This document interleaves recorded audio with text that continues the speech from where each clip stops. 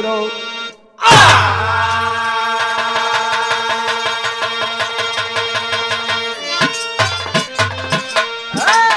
वाह भैया, बड़ा बढ़िया बिरहा आप लोग हमारे साथी कलाकार श्री गुलाब चंद यादव जी मदनावीर बनारस के माध्यम से सुने के मिलल भैया। यहर राम नरेश यादव गायक कलाकार जौनपुर हरिहरपुर के तरफ से वीर रज का बिरहा सुना। ये बिरहा हमारे मित्र साथी लोग जैसे इस बिरहा को लिखने वाले विजय कवि जी और रिकॉर्डिंग करने वाले हमारे राजेश यादव जी और हरिशंकर सैदपुरी और साथ साथ हमारे साथी कलाकार साधु ढोल वादक जी, सबका सपोर्ट बा। शायद ये बिरहा मुझे पूरा विश्वास है कि आप लोग के बीच में जाई और आप लोग के पसंद आई। ए भैया, 4 लाइन कवि जी भूमिका लिखले हुए, का लिखले भैया देखा। गुलाब भैया बिरहा मर्दांगी से होले, यहर वह मुंह मरले से बिरहा ना होई। तो जुल्म ज्वाला में जब ये जहां जल रहा था, अरे चली जंगले कर बगावत की आधी, लहर उठ रही थी जहर बन के जल में, सोए शिकारी को फौरन जगा दी। उठो नौजवानों कमर कसलो रण में, अरे रोकर शहीदों की बोली समाधि। अब ना सहन होगा जग में रहन होगा, कूद क्रांतकारी कफन सर पे बांधी।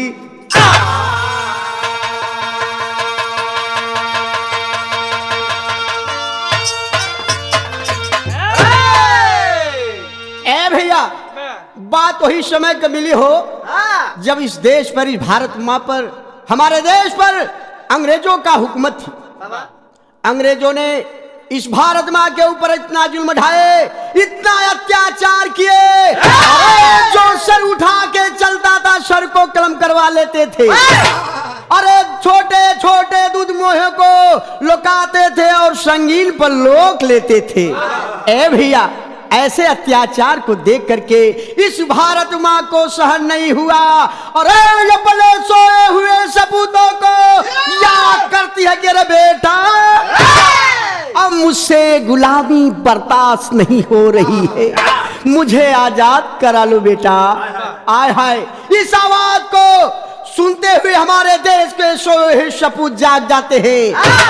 जैसे नेताजी सुभाष चंद्र बोस, चंद्रशेखर आजाद, भगत सिंह, राम प्रसाद बिस्मिल, अशफाक उल्लाह खान, राजनाथ सिंह, राम नरेश सिंह। ए भैया, और क्रांति की आग में कूद गए इस भारत माँ को आजाद कराने के लिए। ए भैया, यही एक कव्वाली का टुकड़ा लगल हो।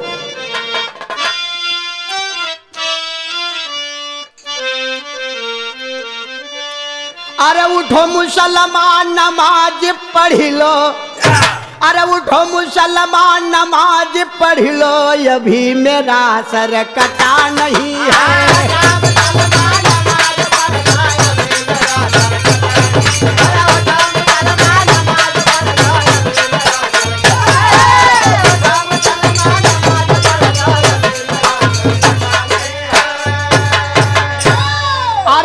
मुसलमान नमाज पढ़ लो, अभी मेरा सर कटा नहीं है। अरे हुसैन ने जो दिया शहादत, अरे हुसैन ने जो दिया शहादत, वैसा कोई दिया नहीं है।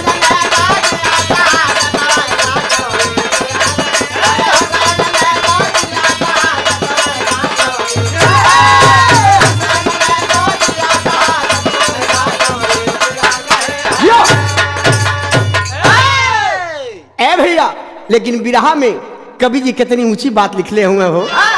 अरे चढ़ी जवानी जोश जंग में, अरे चढ़ी जवानी जोश जंग में, तन मन धन से लगा दिया।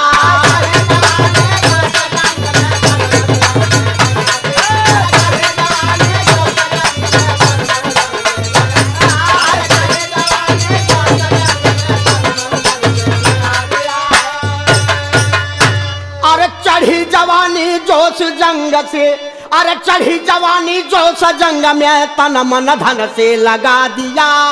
कूद पड़े रणभूमि अरे कूद पड़े रणभूमि अंदर शेर गुलामी भगा दिया।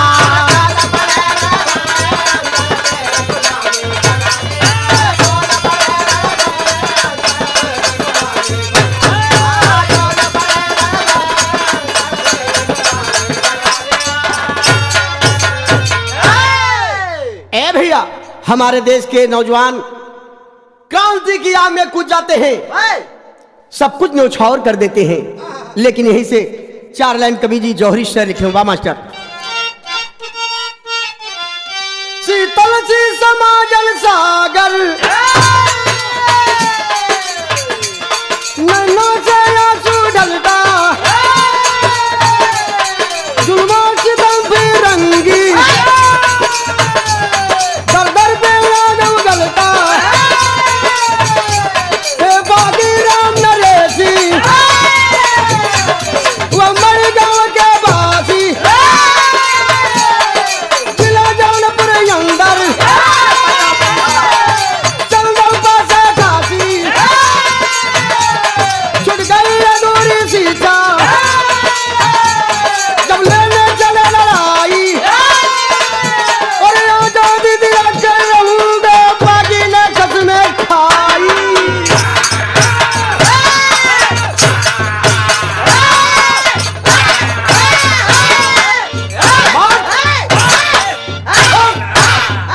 सही हो ए भैया, यह बाबू राम नरेश सिंह बचपन से ही देश के प्रति भावना जाग जाती है। इस भारत मां को आजाद कराने के लिए लड़ाई की क्रांति की आग में कूद जाते हैं।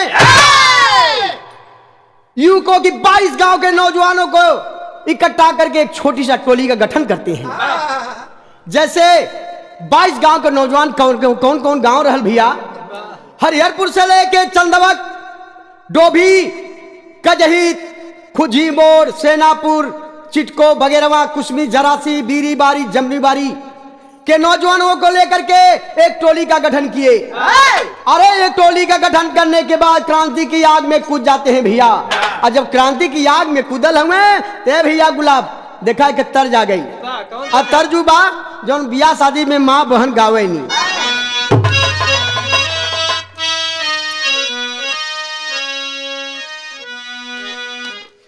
तोर पीछवरवा एगो छिछली गड़हिया महाराजा वारे, महाराजा वारे, अरे फुलवा फूलेला का चनार महाराजा वारे।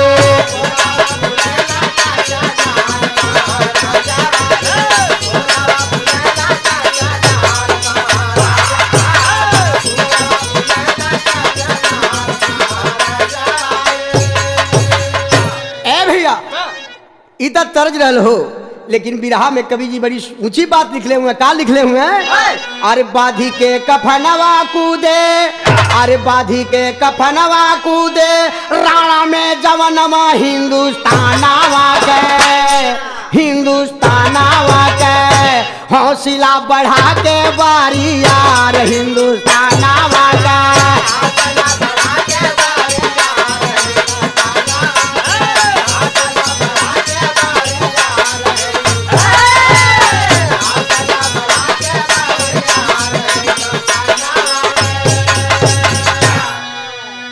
की आग में कूद जाते हैं अपने साथियों को लेकर के।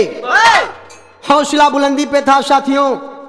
बारे राम नरेश सिंह, नमन करता हूं मैं उन्हें, श्रद्धांजलि दे रहा हूं। बाबू राम नरेश सिंह कहने का गांधी जी के साथ साथ चालल डहारिया,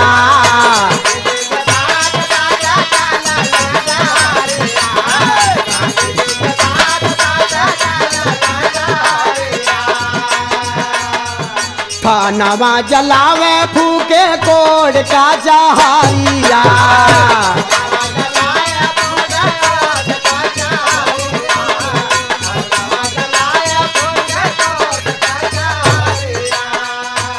बीस 22 साथी मिलके कारल नवा माढ़ी गाँव के, हो मारी गाँवा के हौसला बढ़ा के बारी यार मारी गाँवा के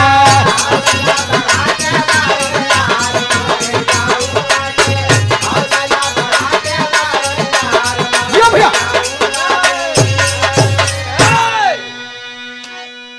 ए भैया 22 गांव के नौजवानों को लेकर के चल देते हैं बाबू राम नरेश सिंह। कुछ न कुछ कारनामा करते आए, कहीं कोर्ट कचहरी को आग लगा देना, कहीं अंग्रेजों सिपाहियों को मार देना, चारों तरफ चर्चा का विषय बन गए। माइग्रेटिंग कलेक्टर जब ये बात को सुनता है, इस बात को कहता रे हिंदुस्तान में कौन सा ऐसा क्रांतिकारी, कौन सा ऐसा वीर हो गया पैदा कि हमारे सिपाहियों को मार रहा है। ए भैया आदेश देता है, अपने अंग्रेजी हुकूमत अंग्रेजों सिपाहियों को आदेश देता है। क्या आदेश दिया है? भाव लगल मास्टर विदेशिया के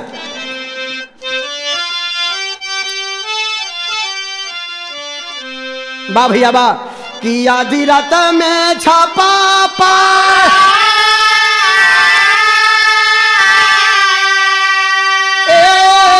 गोरे दुश्मना हो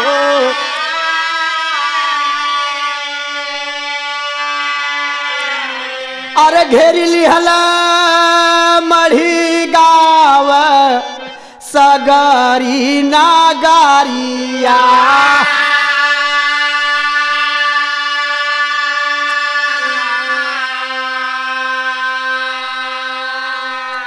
बाबू राम नरेश सिंह के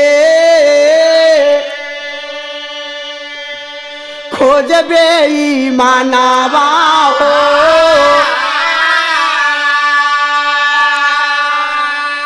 और मरगरिया में पापी पूछल खबरिया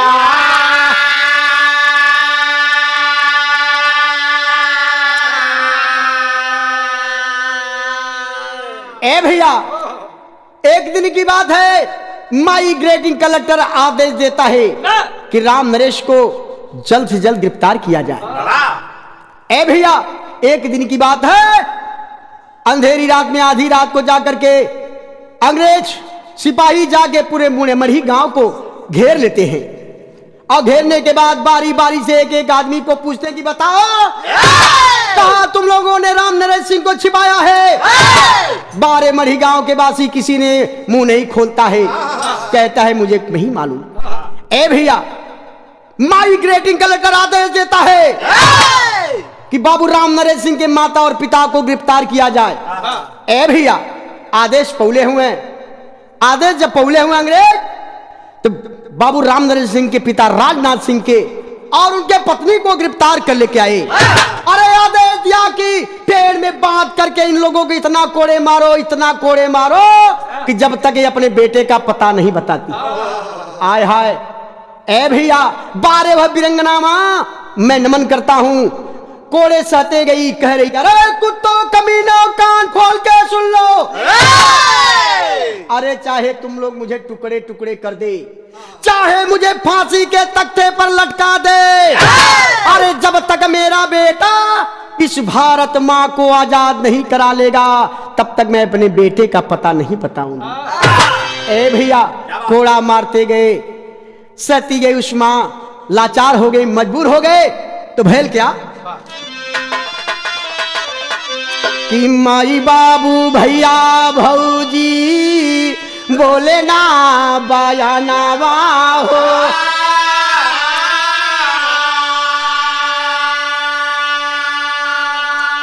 अरे यतना सहता दूनो बरस नजरिया,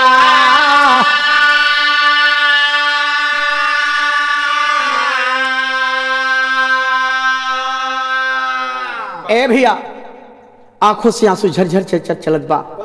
बाबू राम नरेश सिंह कहां छिपे थे? आज के नौजवान कोई छिपेगा नहीं। जहां सुअर बांधी जाती थी उस सुअरबाने में बाबू राम नरेश सिंह छिपे थे। मतारी बाप माई बाबू गांवपुर कहत का कहने का कि मालूम नहीं हमन के पतावा ठिकानावा,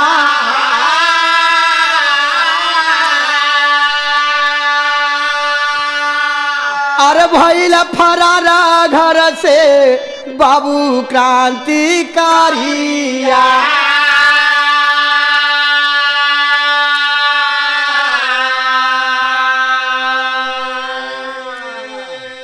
ए भैया सवेरा हुआ, बाबू राम नरेश सिंह उस सुअरबाड़े के घर में से निकल करके फरार हो गए, अपने साथियों से मिलने के लिए चल दिए। बाबू राम नरेश सिंह राजनाथ सिंह के तीसरे पुत्र थे, जिनका जन्म 16/12/1915 में हुआ था। बचपन से ही प्राथमिक कक्षा में पढ़ते वक्त ही पढ़ाई छूट गई बाबूजी, और महात्मा गांधी से प्रभावित होकर के क्रांति की आग में कूद जाते हैं। ए भैया, इन क्रांतिकारियों का संघर्ष तेज हो गया, अंग्रेजी फौज बौखला जाते हैं, परेशान हो जाते हैं। तो भाव मिलल का मिलल बा भैया, बा टेरी का भाव। अरे आजादी के परवाने चल दिए, बजाए बिगुल देश में बाबू सुभाष गांधी। अरे हो गांधी, अरे हो गांधी, अरे हो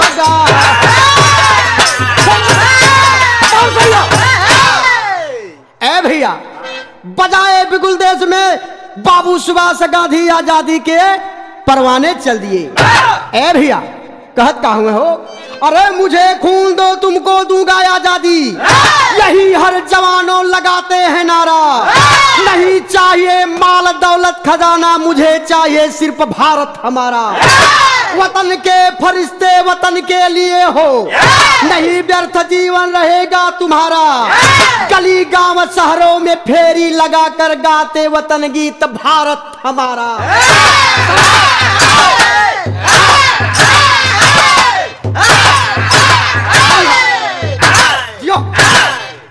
ए भैया, अपने साथियों का हौसला बुलंद करने के लिए एक गीत गा रहे हैं। का गीत गावत हूं भैया?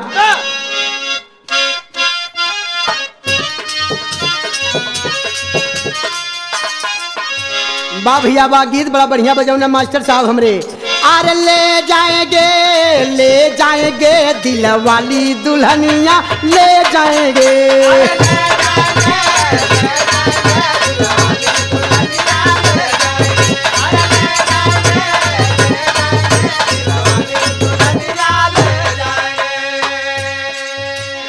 इतना तरज रहल भैया, लेकिन कवि जी बड़ी सुंदर बात लिखले हुए हैं। क्या लिखले हुए हैं? अरे झूल जाएंगे फांसी पर झूलनवा झूल जाएंगे।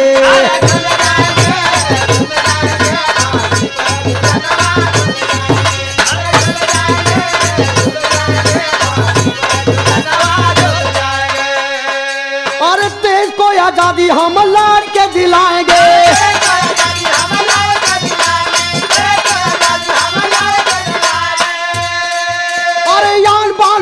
घाटी गर्दन कटाएंगे।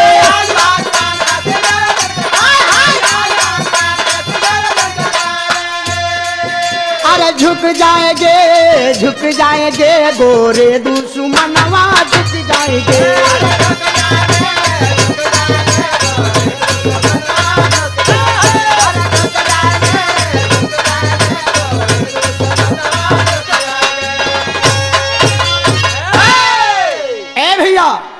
कह रहे हैं बाबू राम नरेश सिंह गर्दन कटा देंगे, फांसी के तख्ते पर झूल जाएंगे। लेकिन जब तक ये भारत मां आजाद नहीं होती है तक तो हम लोग का संघर्ष तेज रहेगा, जारी रहेगा। तो कहत कहूं मैं, अरे खून या पसीना हम मिलकर बहाएंगे।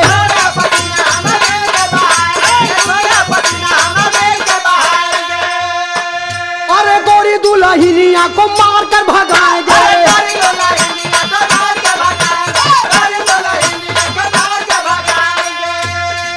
अरे झूल जाएंगे फांसी पर झूलनवा झूल जाएंगे।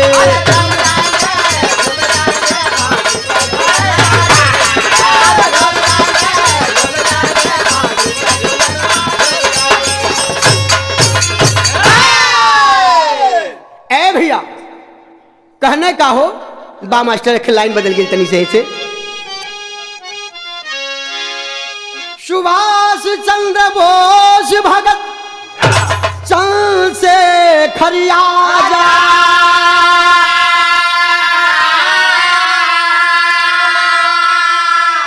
लेकर हाथ तिरंगा झंडा, बोले जिंदाबाद।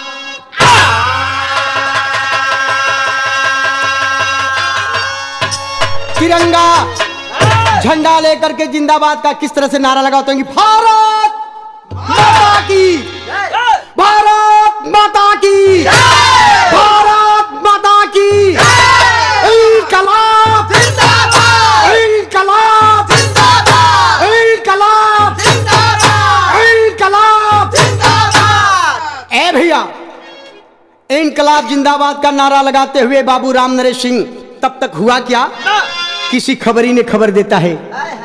हुआ क्या, वाह जिया लाल, बड़ा सुंदर देखा भैया, गुलाब गीत आ गई, बड़ा तर सुनौला है, मिलला तो बुढ़ाई में मिलला तू, वह गीत बा। अरे हमार पाई जेवरा जहीरा जरागा, हमार पाई जेवरा जहीरा,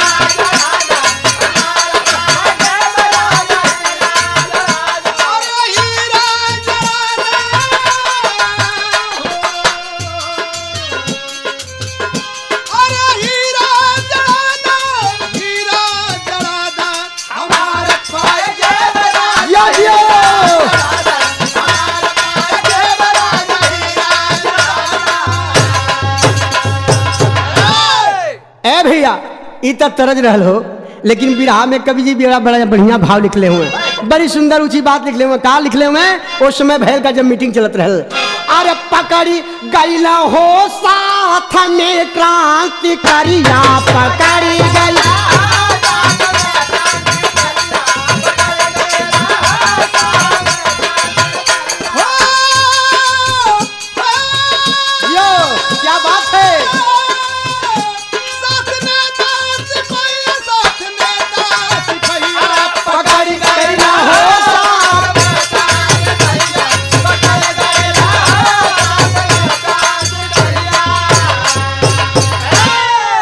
करते मीटिंग, अरे कलकत्ता सहरिया, करते मीटिंग कलकत्ता सहरिया, पकड़ी गई हो साथ में क्रांतिकारिया, पकड़ी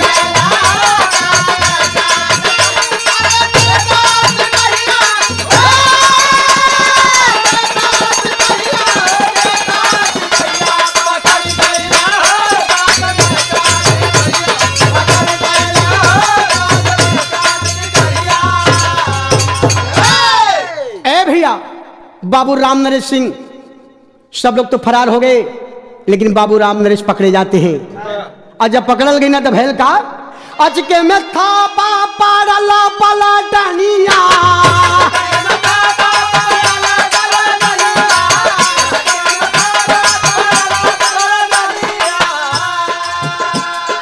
तोरे अंगारे जवन कई है निसनिया,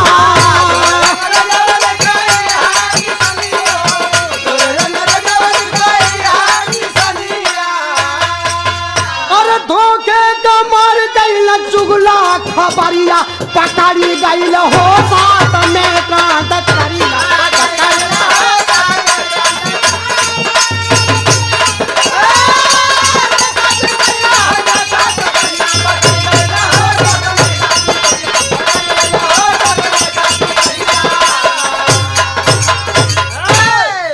ए भैया 6 महीना की सजा होती है।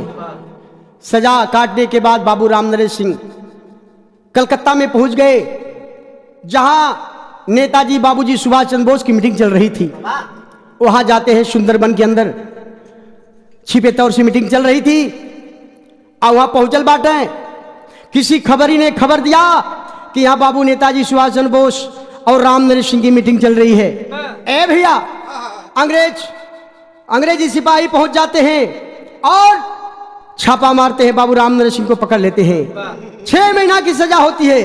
सजा होने के बाद जमानत मिलती है। जमानत मिलने के बाद बाबू राम नरेश सिंह को घर का याद आ गई भैया। और घरे के प्रस्थान के लिए बाड़े कलकत्ता से चलल बाटे। और यहाँ तब तक खबर मिल गई, किसी खबरी ने खबर दिया कि बाबू राम नरेश सिंह बनारस आवत बाटे, फलाने ट्रेन से है भैया। अंग्रेज पहुंच करके चारों तरफ से कैंट स्टेशन को घेर लेने हो।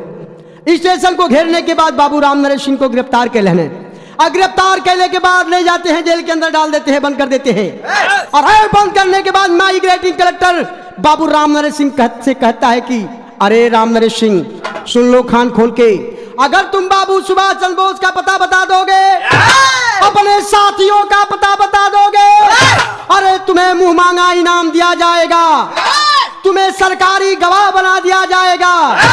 ए भैया, इतनी बतिया जब बाबू राम नरेश सिंह सुनना हो तो रोम रोम में इस देश के प्रति आग भड़के लगल न हो शरीरिया के अंदर। कहना, अरे कमीने कुत्ते, कान खोल के सुन ले, अरे उस देश के वासी हैं जिस देश में गंगा मुझे पैसे की लालच देता है। जब तक ये भारत माँ आजाद नहीं होगी तब तक में हम लोग दम नहीं लेंगे।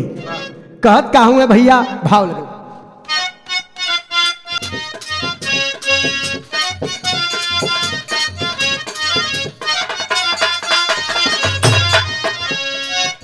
और गरजा बीरा बहादुर सर पे बाजी का भानवा हो जवनवा, बागी बन के तू फनवाना।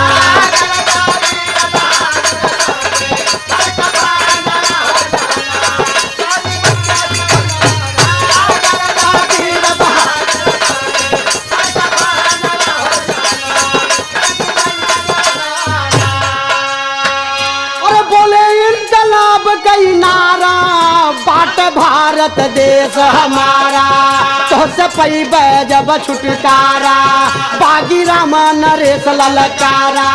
तो के मार भगईबे ना हो, तो के मार भगईबे छोड़ जा हिंदुस्तान हो जवनवा, बागी बन के तू थनवाना।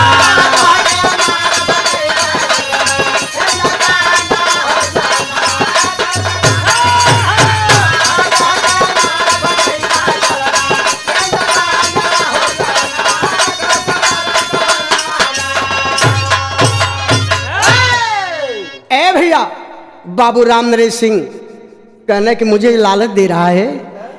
अरे साले कमीनों गुद्दा गद्दार, कान खोल के सुन लो, जब तक ये भारत माँ हमारी आजाद हम लोग नहीं करा लेंगे तब तक दम नहीं लेंगे। लेकिन भाव ही पहपड़ कर गल बा भैया।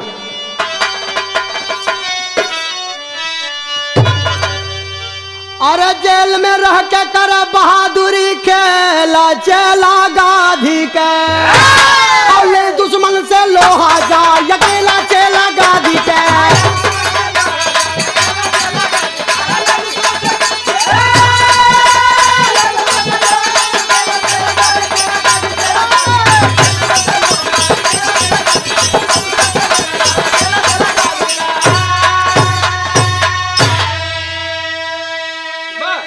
ए भैया, वही जेलिया में तनी से मौका पौने बाबू राम नरेश सिंह आ घूम के जवन मार मरना एक फाइट उन है, वही मम्मा लगना तरई गिने। ए भैया, और जब तरई गिने ते भैल का, अरे ना को चना चबैल गोरा, नाम से थर थर कांपे हो, ओ दहशत दिल दहलाने वाले राम नरेश सिंह पे हो।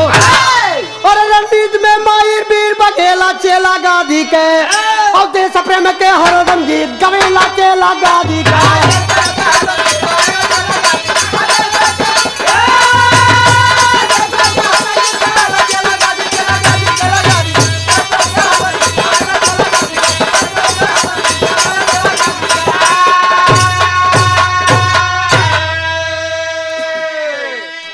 ए भैया, बाबू राम नरेश सिंह जेल के अंदर सोचत हुए कि कब मुझे जमानत मिलेगी और घर को प्रस्थान करूं। ए भैया, तब तक भैल का भाव आला के लगल मास्टर।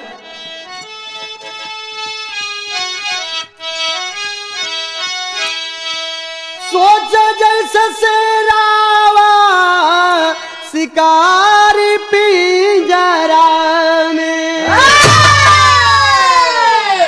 कब खुल पिंजरा का हमारे दुआ।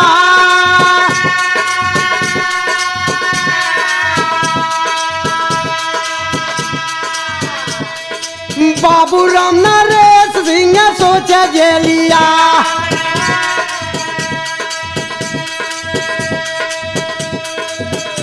और कट नहीं रात दिन लागेला पहाड़।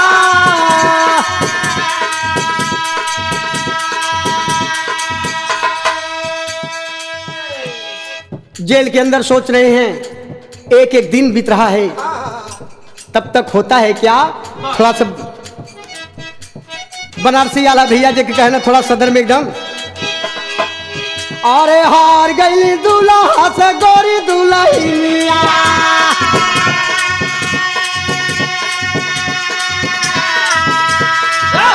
और नैहरे में जाए बदे भई तैया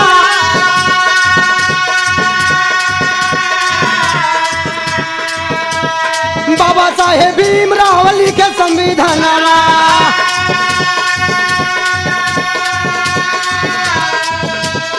नेहरू जी प्रधानमंत्री बने होना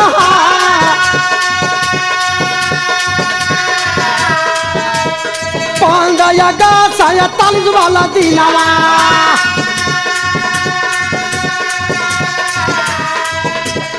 देशवा आजाद भयल सुनाई जहां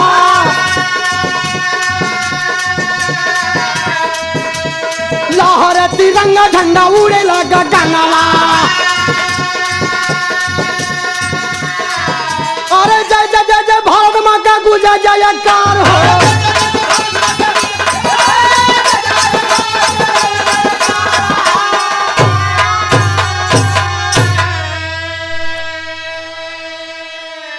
ए भैया 1942 में आंदोलन चला और 47 में आजादी मिलती है हमारे देश को। आजादी जब मिलल बाबा साहेब भीमराव संविधान को लिखे, डॉक्टर राजेंद्र प्रसाद जी राष्ट्रपति बने, पंडित जवाहरलाल नेहरू जी प्रधानमंत्री बने। तो हुआ क्या?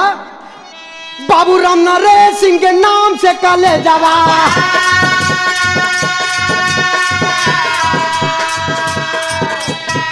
जिला जौनपुर मढ़ी गाँव मझा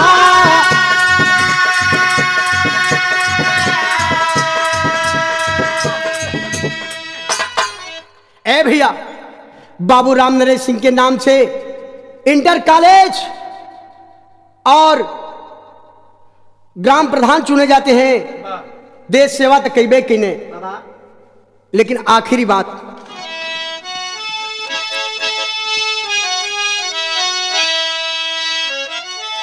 सत सत नमन करी चरणों में सर झुकावे सबही गीता भारत के सपूतावन का गावे सबही।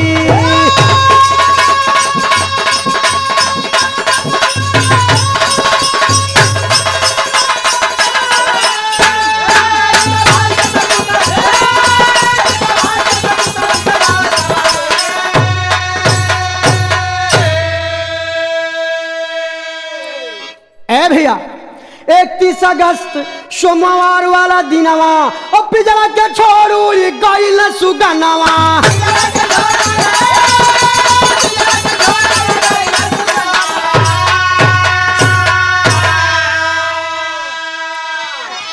सेना देवे सलामी माला फूल चढ़ावे सबही गीता भारत के सपूतवन का गावे सबही।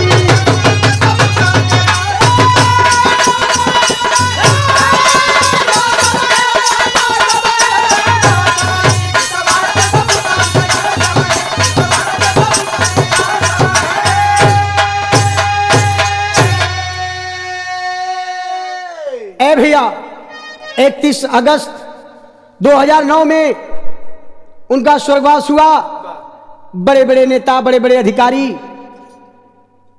सेना के जवान आते हैं और तिरंगा झंडा में लपेटते हैं और उनका आखिरी बनारस मनकंका घाट के ऊपर अंतिम संस्कार होता है। तो हुआ क्या? अरे रथी उठावे नेता यदि करिया और पूरे डूबी क्षेत्र में लगल बा खबरिया।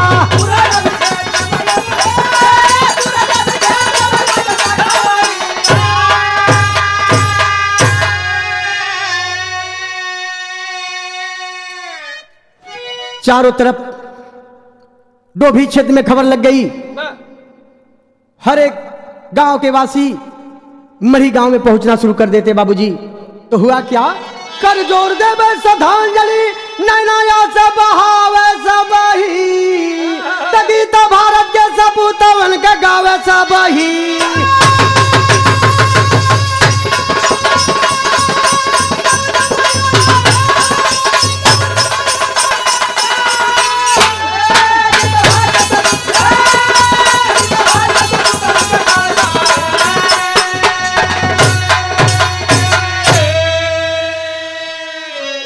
आखिरी बात, बिहारी पत्तू जय मंगल रामधार संतपति राम, राम एवं लीलाधारी लीला ललित ललाम।